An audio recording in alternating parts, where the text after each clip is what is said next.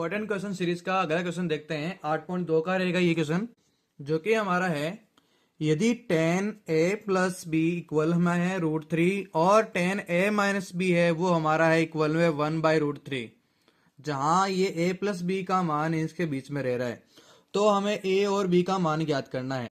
तो सबसे पहले देखते हैं क्या क्या दे रखा है, उनको लिखते हैं। सॉल्यूशन लेते हैं अपना। यहां अपने को दिया हुआ है tan a प्लस बी और इक्वल में है हमारा √3। अब यहाँ पे जो हमारा √3 दिख रहा है वो मान हम tan में किसका होता है वो चेक करने वाले। tan में √3 मान किसका होता है वो चेक करेंगे अपन। याद होना चाहिए हमें, tan a प्लस बी बराबर में √3। ये √3 है तो ये tan में हमारा मान होता है tan 60 डिग्री का। ये मान हमारा tan 60 डिग्री होता है। तो यहां से देखो tan में कोई कोण है, इधर में tan में कोई कोण है, दोनों आपस में बराबर है। इसका मतलब a प्लस बी भी 60 के बराबर होगा।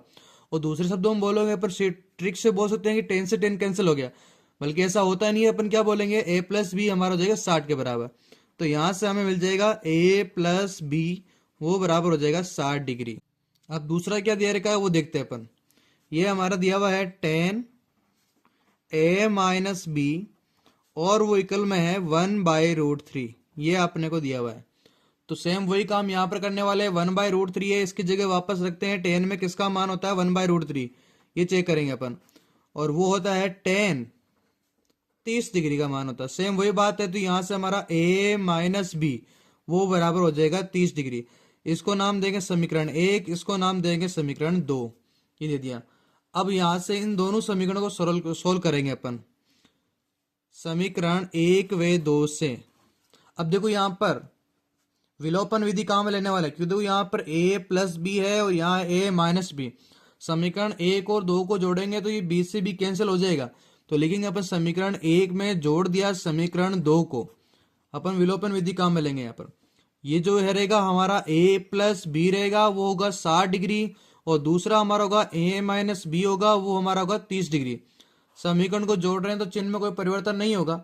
अब यहाँ से a में ये a जुड़ा तो ये बन गया 2a, और b प्लस का b माइनस का ये कैंसिल हो गया। यहाँ पर 60 प्लस 30 करेंगे ये भैया 90 डिग्री, और यहाँ से हमारा a का मान निकल जाएगा 90 डिग्री में 2 इधर गुणा था, इधर आगे भाग में आ गया, ये आ गया से।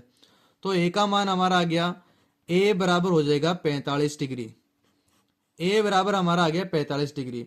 अब a का मान कोई सी भी समीकरण रख दो, तो हम रख देंगे a का मान 45 डिग्री समीकरण 1 में रखते हैं।